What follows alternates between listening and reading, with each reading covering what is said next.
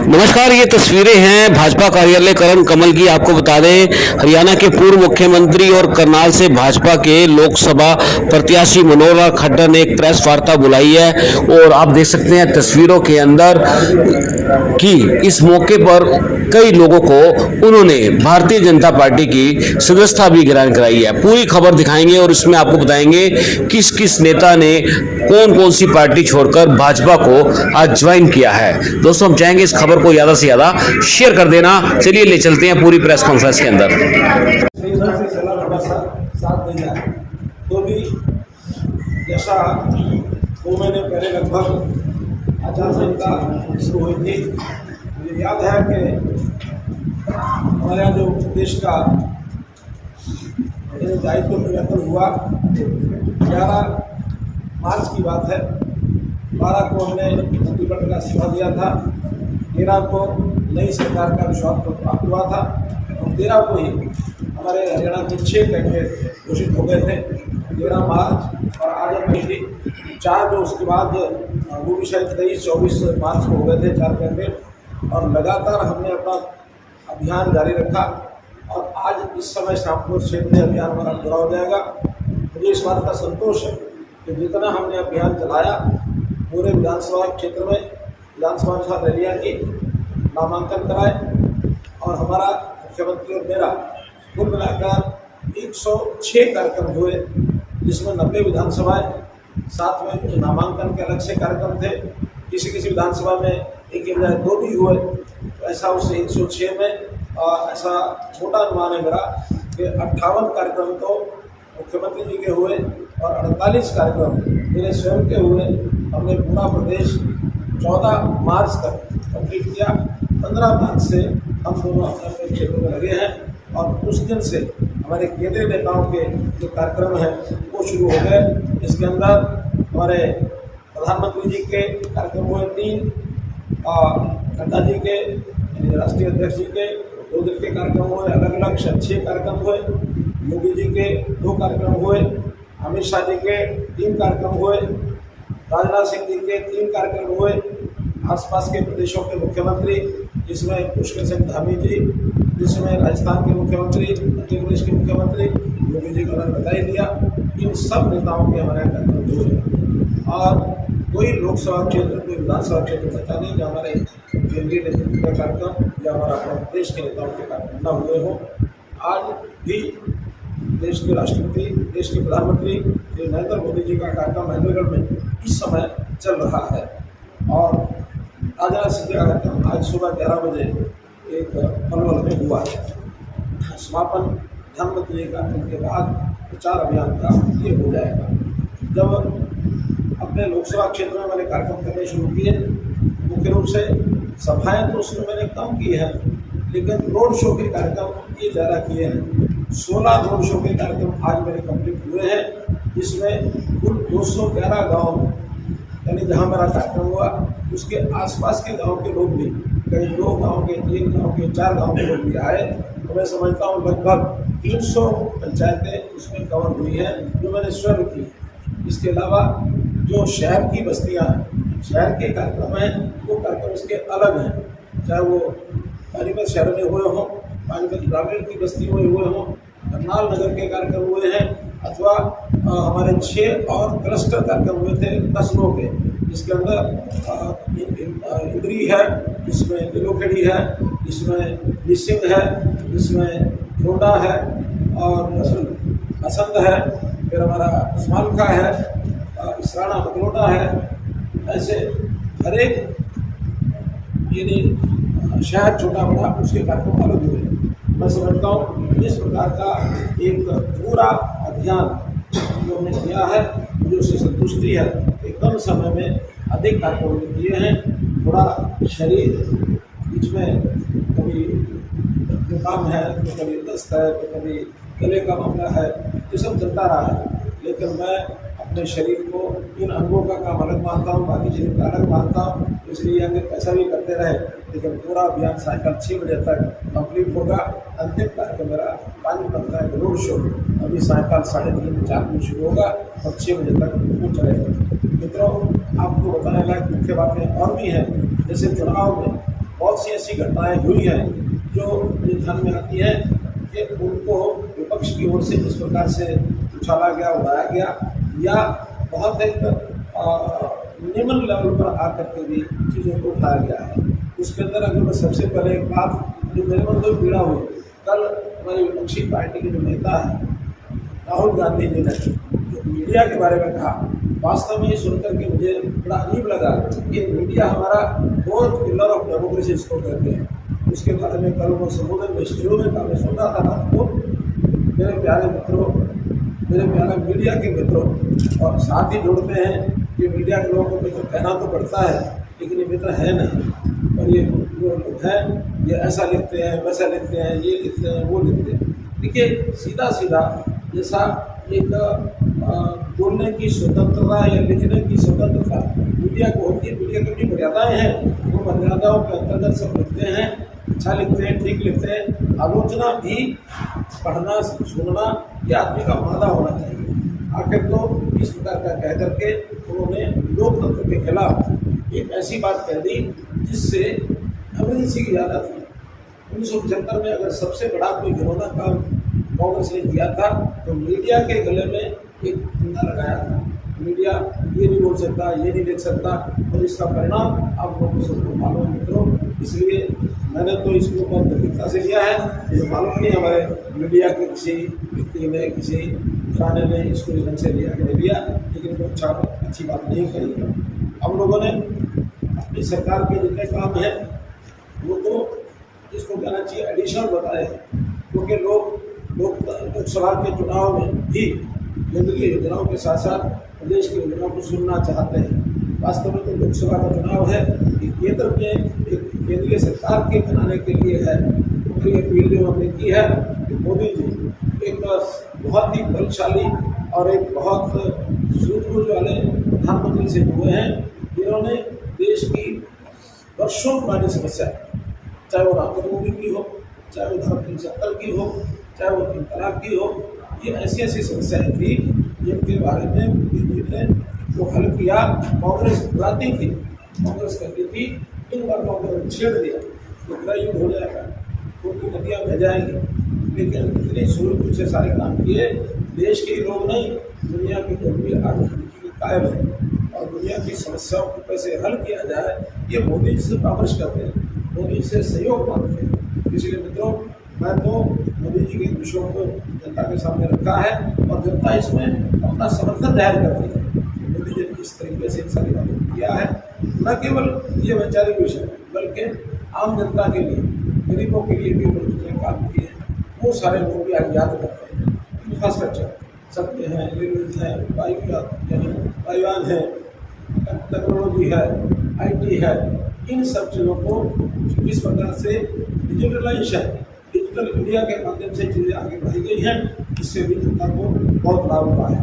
प्रदेश की बातों में अगर आप पूछें तो हमने सारे अभियान में एक ही बात पूछते थे कि 10 साल पहले नौकरियाँ और आज की नौकरियाँ, सामान्यतः हर गाँव वालों ने कहा कहीं 20, कहीं 40, कहीं 50, कहीं 60, कहीं 200, कहीं 100 से ऊपर भी नौकरियाँ एक गाँव में लगी हैं, जिसका कोई उनका खर्च नहीं हुआ है। ये बहुत बड़े ऐसे विषय हैं जो लोगों के मन के अनुसार, उनके अनुकूल हैं, उनको अच्छे लगे हैं, उनको उठाए हैं। मैं तो इस सारे हिसाब से यानी मैं अपना एक विश्वास जाहिर कर सकता हूँ कि 25 मई को हरियाणा की जनता 10 की 10 लोकसभा और 1 विधानसभा का इलेक्शन 11 की 11 सीटें भारी मात्रा से कमल के फूल के साथ दबाकर भारी मात्रा से वोट देकर और भारतीय जनता पार्टी के द्वारा लाएंगे, और हम जो है मोदी जी को देंगे। हरियाणा की जनता कांग्रेस के वो ज़माने को याद करती है जब प्रदेश में भ्रष्टाचार था, भाई भतीजावाद और किस प्रकार की जातिवाद की राजनीति, जिसको मैं 2014 में तोड़ने की बात की थी। इसी करनाल की भूमि से मैंने कहा था हरियाणा एक, और इसका असर आज दिख रहा है। इस जातिगत पॉलिटिक्स में हमारी पार्टियाँ लगी रही उसके हिसाब से, और हम आज देख रहे हैं कि युवा उन सब चीज़ों से बाहर है, उभरा हुआ है। बहुत नए लोग भी इस अभियान में और पार्टी के साथ जुड़े हैं, क्योंकि मुझे पहले ही ये परिचय करना चाहिए था। आज भी आपके सामने एक परिचय तो कल ही इन्होंने भारतीय जनता पार्टी ज्वाइन की है।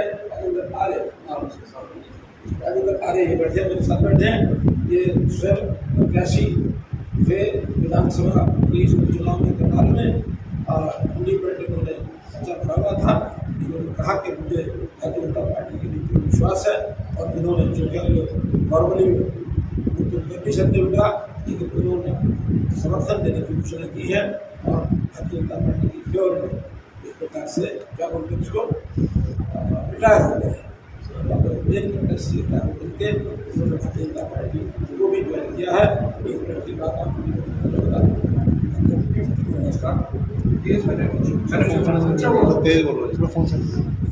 मैं राजेंद्र आर्य दादूपुर, राष्ट्रीय अध्यक्ष भारतीय किसान मजदूर नौजवान यूनियन, संस्थापक राष्ट्रीय अध्यक्ष अखिल भारतीय रोड समाज आरक्षण संघर्ष समिति।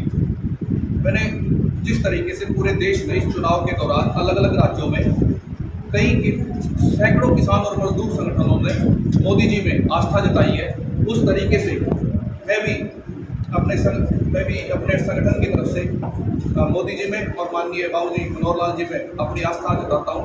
और करनाल लोकसभा के क्षेत्र वासियों को ये कहना चाहता हूँ, हरियाणा के लोक पुरुष माननीय मनोहर लाल जी अब केंद्र में जाकर लोकमान्य होने जा रहे हैं और पूरे हरियाणा में अपील करता हूँ 10 की 10 लोकसभा सीटों पर मेरे से जुड़े और सभी किसान मजदूर और खापों से ये अपील करता हूँ, जो गुड गवर्नेंस और जो किसान को विकसित बनाने में जो भारतीय जनता पार्टी सहयोग कर सकती है और जो भारतीय जनता पार्टी का मैंने प्रोसेस देखा, सिस्टम देखा, उसमें मुझे पूर्ण विश्वास है किसान हित में माननीय मनोहर लाल जी से और माननीय प्रधानमंत्री जी से बेहतर विकल्प नहीं हो सकता। और माननीय मनोहर लाल जी प्रदेश के ऐसे पहले मुख्यमंत्री हैं जिनकी गोली से प्रदेश में कोई भी किसान नहीं मरा। बाकी मुख्यमंत्रियों ने कांग्रेस राज में 38 किसान कांग्रेस राज में सरकार की गोलियों से मरे हैं और माननीय प्रधानमंत्री जी ऐसे देश के पहले प्रधानमंत्री हैं जो लगातार तीसरी बार प्रधानमंत्री बनने जा रहे हैं और माननीय प्रधानमंत्री जी हैट्रिक लगाने जा रहे हैं। और मैं जब एक क्रिकेट की भाषा है हैट्रिक, जब कोई प्लेयर हैट्रिक लगाता है कोई बॉलर तो सभी स्टैंडिंग ओवेशन में खड़े होकर और हौसला बढ़ाते हैं। तो मेरा सभी से निवेदन है कि 25 तारीख को सभी बूथों पे हौसला बढ़ाए और माननीय प्रधानमंत्री जी को ये क्योंकि देश का चुनाव है ज़्यादा से ज़्यादा सहयोग और समर्थन। राजेंद्र जी मतलब 2 दिन से इस प्रकार की हरकतें जैसे मैंने पहले कहा था हमारे विपक्षी दल निकाल रहे हैं, उसमें एक विषय तो ये निकाला गया यानी कैसे इमोशनल भाषण दे करके लोगों को बदलाया जाता है कि दिल्ली का पानी हरियाणा में कम करना है। ये कहा गया ना, मेरा ही कहना है कि ये सुप्रीम कोर्ट के निर्देश अनुसार जितना पानी वहाँ देना होता है उतना पानी हम देते हैं। वहाँ 2 रिजर्वायर हर समय भर के देना पड़ता है, हैदरपुर और वजीराबाद। ये हैदरपुर वजीराबाद के दोनों रिजर्वायर भर के देते हैं, लेकिन इन्होंने वो पानी जो हैदरपुर और वजीराबाद को दिया जाता है उसको बीच में से ही काट करके ये अलग अलग स्थानों पर भेजने लग गए हैं, जबकि इनका शेयर से ज़्यादा पानी सुप्रीम कोर्ट के आदेश के अनुसार आज भी हम देते हैं। गर्मी के दिनों में हालांकि गर्मी जब नहीं होती है तो हमारे पास और अत्यंत पानी होता है, इनके कहने पर हम वो भी देते हैं कि दिल्ली के पानी की व्यवस्था पूरी हो जाए।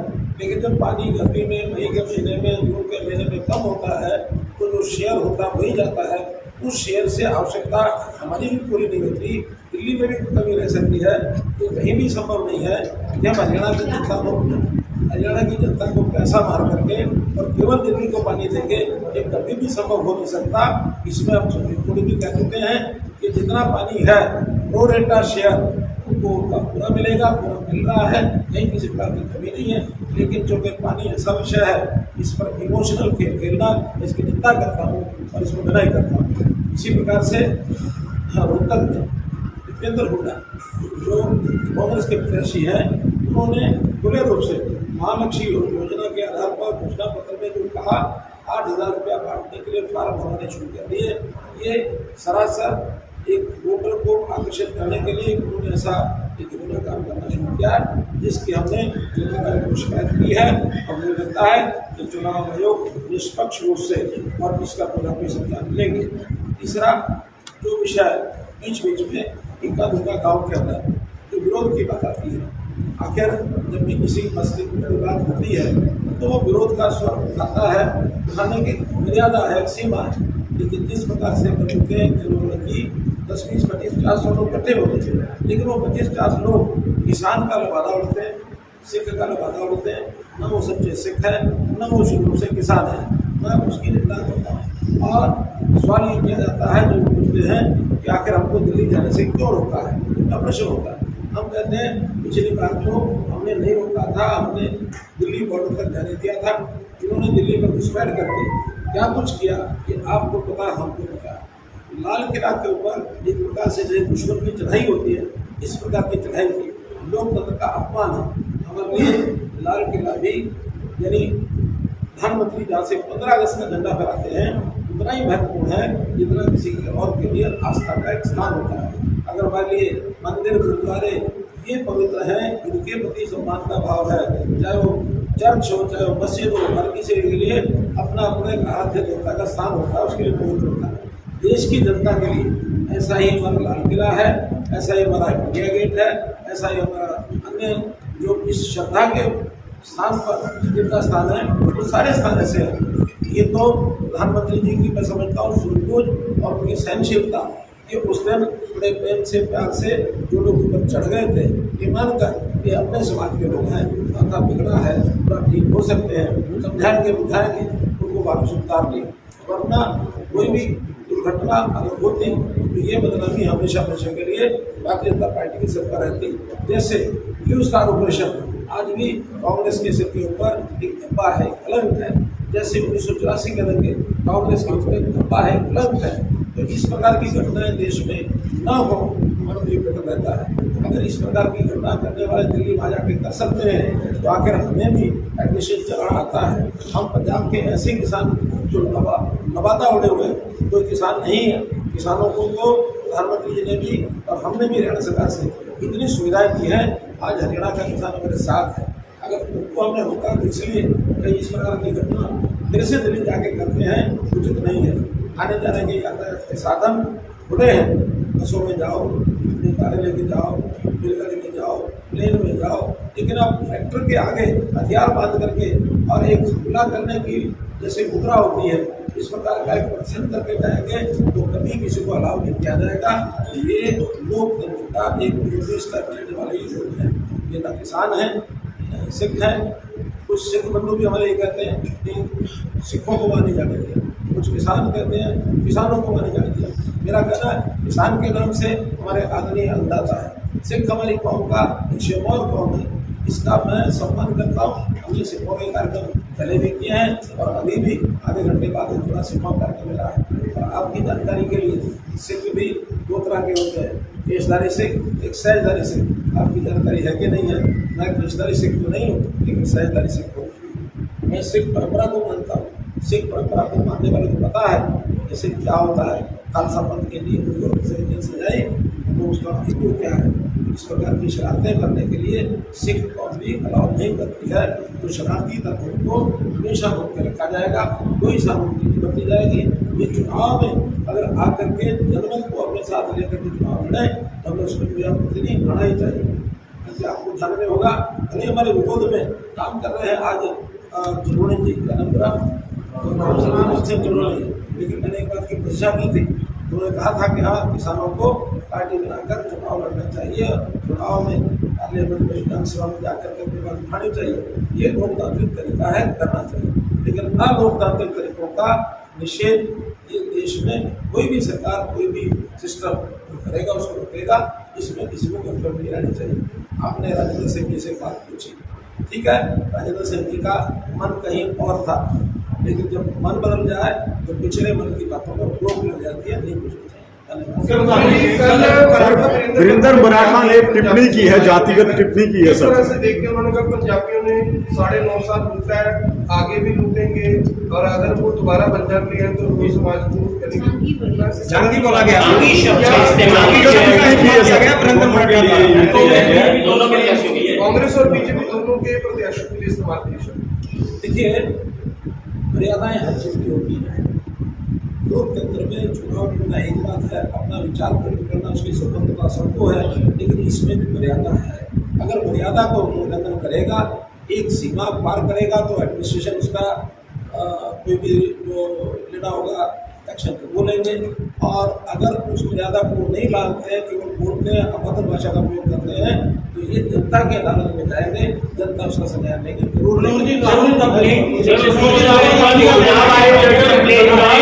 बीजेपी की तरफ बीजेपी की तरफ से क्या इसको लेकर चुनाव आयोग को कंप्लेंट की जाएगी? इसको लेकर हमने जनता को बता दिया है, जनता इसका फैसला करेगी। सर, उन्होंने ये भी कहा था कि अगर कंगाल होना है तो जंगियों को वोट डाले और अगर माला माल होना है तो मुझको वोट डाले। इसमें कह रहा हूँ ये जनता इसका जो है वो संज्ञान लेगी, क्योंकि इस प्रकार के उच्छे लगा ये दे रहा के लिए नहीं। अगर कांग्रेस भी क्या दे रही है, ये तो दे रही है जो मैंने देखी। सर राहुल गांधी ने कहा है कि 11 जून को जनता अपना अकाउंट चेक कर ले, सुबह उनके अकाउंट में 8500 रुपए। मेरा क्या कहना है, वो खटाखट मैंने सुना है, लेकिन आखिर हिसाब किताब लगाने वाले आप और मैं सब है। इस प्रकार से उन्होंने कहा है, मैं आपको उनका हिसाब बताता हूँ, उनको जीरो कहाँ हो जाती है, उनकी लगानी आती है नहीं आती, मैथमेटिक्स पढ़े कि नहीं पढ़े। कहते ना छोटे दे के 10वीं पास की तो इसलिए उन्होंने कहा कि 1 लाख रुपया देंगे महिलाओं को, नौजवानों को। अगर महिलाओं को, नौजवानों को 1 लाख रुपये साल का देने लग जाए, मैं पूछना चाहता हूँ ऐसी महिलाएं और ऐसे नौजवान कितने हैं? 8,500 तो बता दिया, ये बताएं कितने खाते में डालेंगे। अगर वो कहेंगे 10 लोगों के 20 लोग खाते में डालेंगे तो डाल सकते हैं, लेकिन अगर इस संख्या का अनुमान भी आप लगा लें, ये संख्या बनती है लगभग 40 करोड़। 40 करोड़ संख्या बनती है, और 40 करोड़ को 1-1 लाख रुपया साल का देंगे तो कुल कितना पैसा हो गया? 40 लाख करोड़। देश का बजट कितना है? अगर किसी ने आप लोगों में से अध्ययन किया तो बताइए कि 46 लाख करोड़। 46 लाख करोड़ में से अगर 40 लाख करोड़ रुपया इस रंग से देंगे तो बाकी देश कहाँ जाएगा? देश का क्या करेंगे? देश को, देश में आर्मी भी है, देश में पहले से जो स्कीमें गरीबों के हक में चलती हैं, पहले से स्कीमें जो किसानों के हक में चलती हैं, सारी बंद कर देंगे क्या? और आर्मी की सब आर्मी को वापस गुमराह करके उनको बेरोजगार कर देंगे क्या? रेलवे को ठप कर देंगे क्या? जो और जो केंद्र की योजनाएं कितनी चलती है, कितने रिसर्च के काम चलते हैं, कितने एजुकेशन पर लगता है, कितना उनका हेल्थ पर लगता है। ये जो हेल्थ का आपका कितना बजट होगा, कंसेंट में जो आयुष्मान भारत का बजट, ये इसका सारी स्कीमें बंद करेंगे। 48 लाख करोड़ में 40 लाख करोड़ इस एक स्कीम में देने से उनके मैथमेटिक्स की कल्चर, मैथमेटिक्स का ज्ञान महेंद्र शास्त्री के खिलाफ उनका क्या है कि वो पागल कह रहे हैं, लेकिन उन्होंने उसको भी पागल कहा है। देखिए, कुल मिलाकर के बयानबाजी उनकी आपस में उसके खिलाफ है। मुझे जहाँ तक ध्यान है, संतों ने शायद इस बयान की निंदा की है। वीरेंद्र पंचारी के खिलाफ, महेंद्र शास्त्री के खिलाफ बोला है, ये संतों का अपमान है, नहीं होना चाहिए। संत हमारे ऐसे होते हैं जो समाज में जागरूक करते हैं, समाज में नई पीढ़ी को या बाकी सबको भी संस्कार देते हैं ठीक दिशा में चलने के लिए, उनकी प्रेरणा रहती है। संतों के प्रति समाज का आदर है, संतों का कोई अपमान करेगा तो इस देश में उसका कुछ सावधान और किरण चौधरी आपस में भिड़ते हुए नजर आए, एक दूसरे की शिकायत कर रहे थे क्योंकि उनकी बेटी का टिकट कटा। हमें तो फायदा है इसका, हमें फायदा है इस प्रकार से। अगर कांग्रेस के लोग मंचों में लड़ते हैं तो कहीं ना कहीं अंदर खाते संदेश दे गए हैं। उनके घर की लड़ाई अगर होती है तो मुझे क्या नुकसान है? नजर आए कि मोदी झूठे आंसुओं से जनता को ब्लैकमेल कर रहा है, रो रो कर दिखा रहा है चुनाव में। मैं बताया ना, जिस प्रकार से राहुल गांधी ने किया है, ऐसा आंकड़ा हमने कभी नहीं बताया है। हमने तो जो कहा उसको पूरा करके दिखाया है। अगर आयुष्मान भारत 5 लाख रुपए का बीमा करके दिखाया, आज लाखों लोगों को कम से कम 200 करोड़ रुपया तो हरियाणा दे चुका है। इनसे आया वो पैसा हरियाणा के मरीजों को इलाज के बाद 200 करोड़ रुपया दिया जा चुका है। हमने अगर किसानों की फसल बीमा योजना लागू की है, इसके अंदर भी हजारों करोड़ रुपया जा चुका है। हम लगातार इन योजनाओं पर पैसा दे रहे हैं, और दे रहे हैं ऐसा नहीं है, हमने व्यवस्थाएं ऐसी बनाई हैं कि उसमें रेवेन्यू जो हमको प्राप्त आता है। 2017 के अंदर आपको पता है मोदी जी ने GST का एक प्रावधान किया था, विरोध हुआ था, तो हुआ था, लेकिन आज वही हमारे व्यापारी भाई कहते हैं इससे बढ़िया और व्यवस्था हो नहीं सकती। और आपकी जानकारी के लिए उस जीएसटी में पिछले महीने का रिकॉर्ड है 2 लाख करोड़ रुपया एक महीने में रेवेन्यू आया जीएसटी का। हम लेते भी हैं देते भी हैं, हम फ्री नहीं बांटते हैं। हम महिलाओं को 1-1 लाख रुपया लखपति दीदी के नाम से एक सेल्फ हेल्प ग्रुप में काम करेंगी, उनका सामान वो बनेगा, बाजार में बिकवाएंगे। करनाल में साझा बाजार खोला गया है और मुझे लगता है उसमें कुछ लोगों ने कुछ ग्रुप्स ने उसका लाभ उठाया होगा। हमने ड्रोन दीदी कहा है कि ड्रोन की ट्रेनिंग देंगे, केवल ड्रोन देंगे ताकि उसका उपयोग वो कर सकें। तमाक के खिलाने में हमको कोई दिक्कत नहीं है, लोगों को हुनर स्कीम देने में कोई दिक्कत नहीं है, मुफ्त बांटने में भैया कोई भी उसके लिए तैयार नहीं है। और ये जो आंकड़े जो वो मुफ्त के देते हैं, हम आंकड़े देते हैं काम के। हम काम के नाते से अगर करोड़ों लोगों के घरों में शौचालय बनवा के दिए कि नहीं दिए, आज कोई घर ऐसा नहीं है देश का जिसके घर में शौचालय नहीं है। आज कोई घर नहीं है देश का ऐसा जिसके घर में सिलेंडर नहीं है, गैस का सिलेंडर नहीं है। आखिर करके आंकड़े बताते हैं, हवा में नहीं फैलते। कहा कि आप सिर्फ सांसद नहीं बन रहे, कुछ और बन रहे हैं, राष्ट्रीय अध्यक्ष, केंद्र में मंत्री या फिर कुछ और। देखिए, ये बात केवल नरेंद्र मोदी जी बता सकते हैं या राजनाथ सिंह बता सकते हैं। आप मैं जनता ही तो अनुमान लगा सकते हैं।